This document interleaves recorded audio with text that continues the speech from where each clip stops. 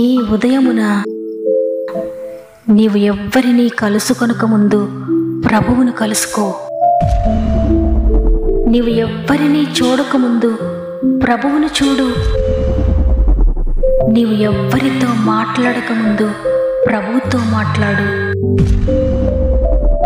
నీవు దేనిని వెదకకముందు ఆయన రాజ్యమును నీతిని వెదకు.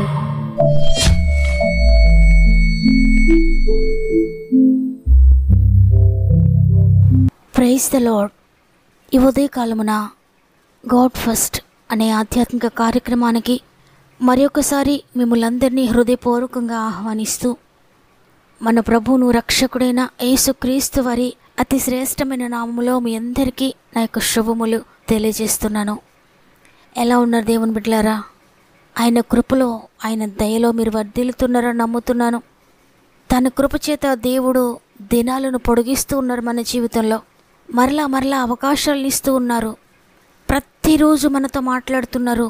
ఎందుకంటే ఏ విధము చేతనైనా మనము నిత్యజీవ వారసులం కావాలని, శరీరానుసారమైన మనస్సు నుండి ఆత్మానుసారమైన మనస్సులోనికి మనము నడిపించబడాలని దేవుడు తన చిత్తాన్ని ప్రతిరోజు మనకు తెలియజేస్తున్నారు. అందువల్ల దేవుడిస్తున్న అవకాశాలను మీరు చేజార్చుకోకండి. అనేక మందికి లేని గొప్ప అవకాశాన్ని ప్రతిరోజు మనకి ఇస్తున్నారు ఆయన. ఎన్నో భయంకరమైన పోరాటాల్లో ఉన్నవారు అనేక మంది ఉన్నారు. అయితే దేవుడు తన ఉచిత కృపచేత ప్రతిరోజు ఆయన వాగ్దానాన్ని వినడానికి, ప్రతిరోజు లేవగానే ఆయన సన్నిధిలో మోకరించి ఆయనతో మాట్లాడడానికి, దేవుని వాక్కును తీసుకుని మన దినమును ప్రారంభించడానికి కృప చూపిస్తూ ఉన్నారు. ఇంతగా తన ప్రేమను మనపై వెల్లడి చేస్తూ తన కృపను చూపిస్తూ ఉన్న దేవాది దేవుడు తప్పక మీ జీవితాల్లో మీకు ఆటంకంగా ఉన్న ప్రతి విషయాన్ని కూడా ఆయన అణచివేయబోతున్నాడు. ప్రతి వాగ్దానమును నమ్మండి, మీ జీవితాల్లో నెరవేర్చబడబోతూ ఉన్నాయి. అంతేకాకుండా మీకేమైనా ప్రేయర్ రిక్వెస్ట్ ఉంటే కామెంట్స్ ద్వారా తప్పక నాకు తెలియచేయండి. మీ అందరి కొరకు మేము ప్రార్థిస్తున్నాం. మన ఆత్మీయ కుటుంబంలో అందరూ కూడా మీ కామెంట్స్ చదువుతున్నారు, మీ గురించి ప్రార్థిస్తున్నారు. దేవుని బట్టి ధైర్యం తెచ్చుకోండి. ప్రతి అక్కర దేవుడు తీర్చబోతున్నాడు. వాక్యం చివరిలో ప్రార్థనలు ఏకీభవించండి. పరిశుద్ధాత్మ దేవుని సహాయాన్ని కోరుకుందాం. ఆయన కార్యాల కొరకు ఎదురు చూద్దాం విశ్వాసంతో. సమస్త మహిమ, ఘనత, ప్రభావములు దేవునికి చెల్లునుగాక. ఈరోజు దేవుడు మనకు తన వాగ్దానాన్ని అనుగ్రహిస్తూ ఉన్నారు. చూడండి, కీర్తనలు 128వ అధ్యాయము 2వ వచనము. నిశ్చయముగా నీవు నీ చేతుల కష్టార్జితమును అనుభవించెదవు. ఆమేన్. దేవుని బిడ్డలారా, ప్రభు వాగ్దానం చేస్తున్నారు. మీ చేతుల కష్టార్జితమును మీరు నిశ్చయముగా అనుభవిస్తారు. మీ సంపాదన వ్యర్థమైపోదు. మీ సంపాదన మీకు మేలుకరంగా నేను చేస్తాను అని ప్రభు వాగ్దానం చేస్తున్నారు. నిజమే, ఈ ఆశీర్వాదం చాలా ప్రాముఖ్యమైంది. ఎంతో సంపాదించేవారు ఉంటారు, ఎన్నో ఆస్తులు ఉన్నవారు ఉంటారు. సంపాదన చాలా ఉంటుంది, కానీ అది ఏమైపోతుందో, ఎలా వెళ్ళిపోతుందో అనేది తెలియకుండా కుటుంబంలో ఎప్పుడూ లోటుతోటే, ఎప్పుడూ అరకొర పరిస్థితులతోటే వారు సంపాదించింది వారి కొరకు కాకుండా వ్యర్థమైపోతూ ఉంటుంది. అటువంటి వారి కొరకు దేవుడు వాగ్దానం చేస్తున్నారు. ష్యూర్గా నీ యొక్క చేతుల కష్టార్జితము, నీవు సంపాదించినది నీవు అనుభవిస్తావు, నీ బిడ్డలు అనుభవిస్తారు. అది ఎంత మాత్రం కూడా వ్యర్థం కాదు అని. అయితే దేవుడి వాగ్దానాన్ని ఎవరి కొరకు సిద్ధపరిచారు, ఎవరితో చేస్తున్నారు అంటే, కొంచెం క్రిందికి చదివితే ఈ ఆశీర్వాదాలన్నీ చెప్పిన తర్వాత ప్రభు అంటున్నారు 4వ వచనంలో, యెహోవా యందు భయభక్తులు కలవాడు ఇలాగూ ఆశీర్వదించబడును అని. అవును, దేవుని యందు భయభక్తులు కలిగి ఉన్నవారు ఈ విధంగా ఆశీర్వదించబడతారు. వారు సంపాదించింది కొంచెమే అయినా, వారి రాబడి కొద్దిగా అయినా అది ఎంతో ఆశీర్వాదకరంగా ఉంటుంది. ఒక్క రూపాయి కూడా వ్యర్థమైపోకుండా వారు సంపాదించిందంతా కూడా వారికి ఉపయోగపడుతుంది. సంతోషంగా ముందుకు సాగుతారు, ఏ లోటు లేకుండా. దేవుని యందు భయభక్తులు కలవారు తప్పక ఈ విధంగా ఆశీర్వదించబడతారు. దేవుని యందు భయభక్తులు కలిగి లేనివారు, లేక దేవునిని కలిగి లేనివారు ఎన్ని కోట్ల ఆస్తి ఉన్నా, ఎంత సంపాదిస్తూ ఉన్నా కూడా అది వారికి ఉపయోగపడకుండానే వ్యర్థమైపోతుండ మనం చూస్తాం.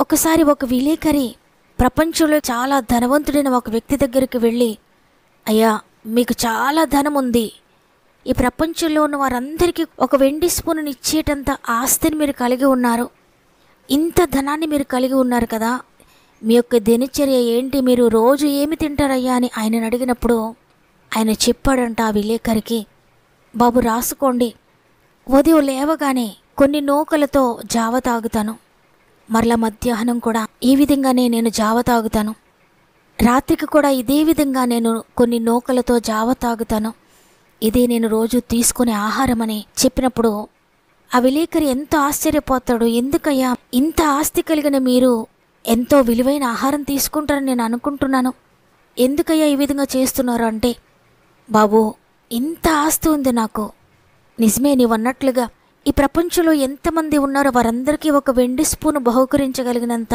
ధనాన్ని నేను సంపాదించాను, ఎంతో కష్టపడ్డాను, నా యవ్వనకాలం అంతా ఎన్నో పాటలు పడ్డాను ఇంత ధనం సంపాదించడానికి, జీవితకాలం అంతా కూడా ఇదే విధంగా కష్టపడుతూ చెమటోడుస్తూ సంపాదించాను, కానీ ఇప్పుడు దానిని అనుభవించడానికి నాకు ఆరోగ్యం లేదు, నూకల జావ తప్ప వేరే మంచి ఆహార పదార్థాలను ఏవైనా నేను తిన్నట్లయితే నేను ఇక బ్రతకను, చనిపోతాను, ఎందుకంటే వేరే ఆహారం ఏది కూడా నా శరీరానికి పడదు, అందుకని నేను ఎంత సంపాదించినా ఇప్పుడు నేను తినేది ఇదే ఆహారము అని ఆ ధనవంతుడైనటువంటి వ్యక్తి చెప్తాడు.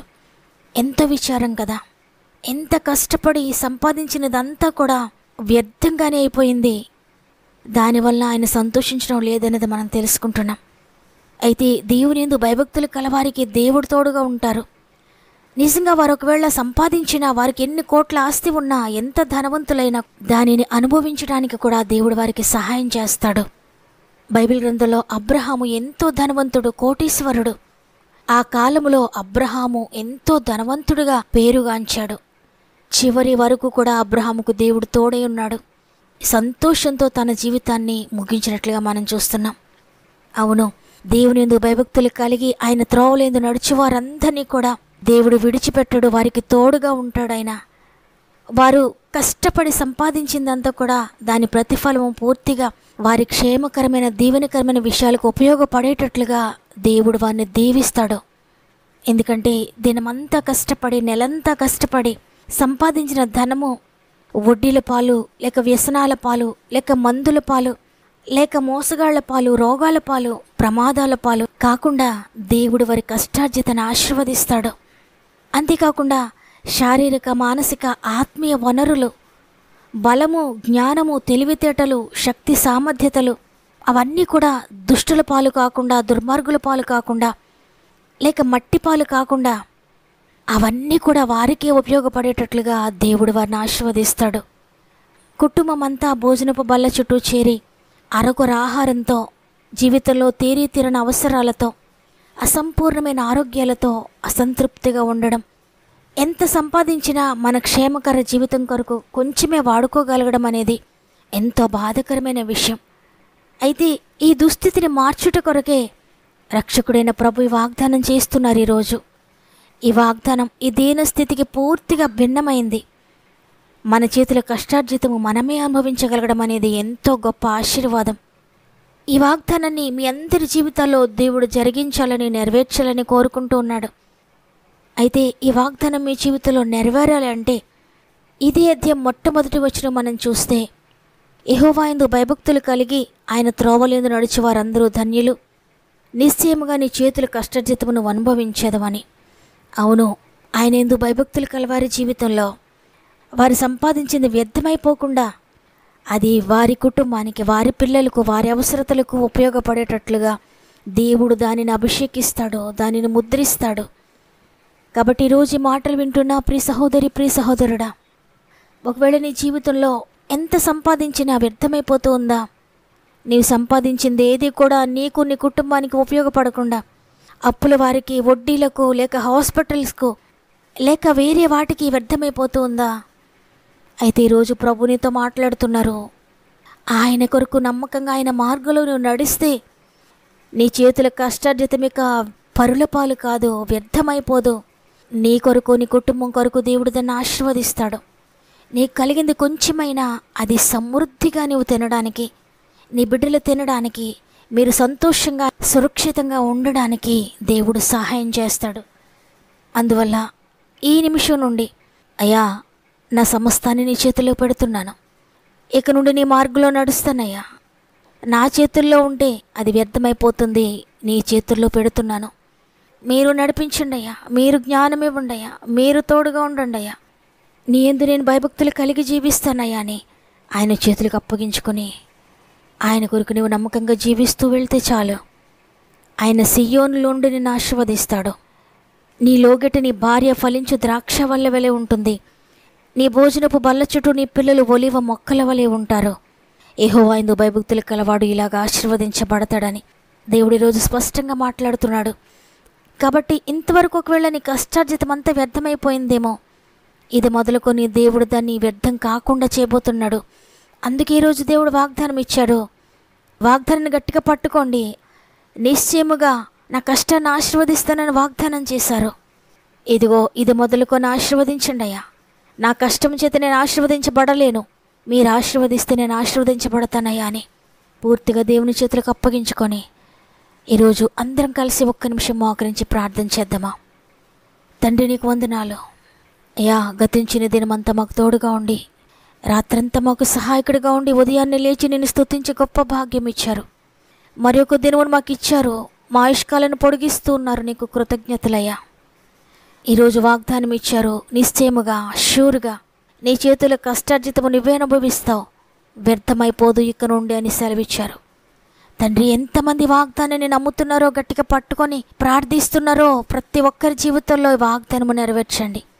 ఇంతవరకు ఒకవేళ వారి జీవితంలో వారు సంపాదించిందంత వ్యర్థమైపోయిందేమో, వారి ఆస్తులు నేలపాలైపోయాయేమో, వారు కూడగట్టుకున్నదంతా వ్యర్థంగా పోయిందేమో, కానీ ఇక నుండి వారు సంపాదించినది కొంచెమే అయినా దానిని మీరు ఆశీర్వదించండి అయ్యా. ప్రతి ఒక్కరి చేతుల్లో దీవించండి నాయనా. ప్రతి ఒక్కరి కష్టమును దీవించండి అయ్యా. ప్రతి ఒక్కరు చేసిన ఉద్యోగాలు మీరు ఆశీర్వదించండి అయ్యా. ప్రతి ఒక్కరు చేసిన వ్యాపారాలు మీరు ఆశీర్వదించండి అయ్యా. చేతి వృత్తులను మీరు దీవించండి అయ్యా. వారు చేసిన వ్యవసాయాలు మీరు దీవించండి అయ్యా. వారు చేసిన ప్రతి పనిపాట్లలో మీరు తోడుగా ఉండి మీరు దీవించండి తండ్రి. యెహోవా ఆశీర్వాదం ఐశ్వర్యం ఇస్తుందని సెలవిచ్చారు. ఇది మొదలుకొని మీరు తీసుకోండి అయ్యా. వారి ప్రతి పనిని మీరు ముందుకు కొనసాగించండి. మీరు సహాయకుడిగా ఉండి నడిపిస్తే వారి గిన్నె నిండి పొర్లే విధంగా మీరు ఆశీర్వదిస్తారు. ఇక వారి కుటుంబాల్లో లోటు ఉండదు, కొరత ఉండదు నాయన. ఈ నెల ప్రారంభమైంది, నేను ఎలా కట్టాలి, ఏ విధంగా ముందుకు సాగాలనే టెన్షన్ లేకుండా, భయం లేకుండా తండ్రి ప్రశాంతంగా వారి జీవితంలో ముందుకు సాగడానికి అన్నిటిలో కూడా మీరు సమృద్ధిని దయచేస్తున్నారు నమ్ముతున్నానయ్యా. మా ఆత్మీయ కుటుంబములు ప్రతి ఒక్కరిని కూడా ఈ విధంగా ఆశీర్వదిస్తున్నారు నమ్ముతున్నాను. ప్రత్యేకంగా ఎగ్జామ్స్ రాస్తున్న బిడ్డలందరినీ నీ చేతుల్లో పెడుతున్నానయ్యా. ఇంటర్మీడియట్ ఎగ్జామ్స్ రాస్తున్న బిడ్డలందరికీ మీరు తోడై ఉండండి. వారి చేపట్టుకొని ముందుకు నడిపించండి. జ్ఞానాత్మతో నింపండి. జ్ఞాపక శక్తిని దయచేయండి. నీ దూతులను తోడుగా ఉంచి సహాయం చేస్తారు నమ్ముతున్నాను. 10th క్లాస్ ఎగ్జామ్స్ కొరకు ప్రిపేర్ అవుతున్న బిడ్డలందరినీ కూడా నీ చేతుల్లో పెడుతున్నాను తండ్రి. వారికి తోడుగా ఉండి నీ జ్ఞానమును జ్ఞాపక శక్తిని దయచేసి నడిపించండి. అదేవిధంగా ఇంకా ఏ ఎగ్జామ్స్ కొరకు ప్రిపేర్ అవుతున్నారో, ఏ ఎగ్జామ్స్ రాస్తూ ఉన్నారో ప్రతి దానిలో కూడా మీరు తోడుగా ఉండి మీరు గైడ్ చేసి ముందుకు నడిపించండి. మంచి రిజల్ట్స్ దయచేయండి. ఈరోజు పుట్టినరోజులు, పెళ్లి రోజులు జరుపుకున్న వారందరినీ చేతులు పెడుతున్నాను తండ్రి. సంవత్సరం అంతా మీరు తోడుగా ఉండి నడిపించండి. ఇది నువ్వు ప్రారంభిస్తూ ఉండి ఈ రోజంతా మా ఆత్మీయ కుటుంబానికి తోడుగా ఉండి, వారు వేసే ప్రతి అడుగులో కూడా మీరు తోడుగా ఉండి, ప్రతి మాటలో మీరు తోడుగా ఉండి, ప్రతి పనిని మీరు ఆశీర్వదించి, ప్రతి స్థలములో కూడా మీరు నీ దూతలను తోడుగా ఉంచి ముందుకు నడిపిస్తారని యేసయ్య పరిశుద్ధమైన నామములో అడిగి వేడుకుంటున్నాను తండ్రి. ఆమెన్. ఈ మాటలు వింటున్న ప్రియ దేవుని బిడ్డలారా, ఇంతవరకు నేను సంపాదించిందంతా ఎటు వెళ్ళిపోయిందో నాకే తెలియదని దుఃఖపడుతున్నారా? ఇది మొదలుకొని దేవుడు మిమ్మల్ని ఆశీర్వదించబోతున్నాడు. మీ చేతుల కష్టార్జితం వ్యర్థమైపోకుండా ఆయన చేయబోతున్నాడు. నమ్మండి. నేను విశ్వసిస్తున్నానన్న వారందరూ ఆమెను కామెంట్ చేయండి. తప్పక మీ ఇష్టాన్ని తెలియజేస్తూ వాగ్దానాన్ని లైక్ చేయండి. మీకు అనుకూలమైతే ఆర్థిక బంధకాల్లో సమస్యలో ఉన్న వారందరికీ వాగ్దానాన్ని షేర్ చేయండి. షేర్ చేస్తూ దేవుని పరిచర్యలో పాలు పొందుతున్న మిమ్మల్ని అందరినీ దేవుడు దీవించి ఆశీర్వదించునుగాక. దేవుని చిత్తమైతే మరల రేపు అందరం కలిసి ఆయనను స్తుతిందాం. అంతవరకు ప్రభు మీకు, మీ కుటుంబాలకు తోడేండి నడిపించు.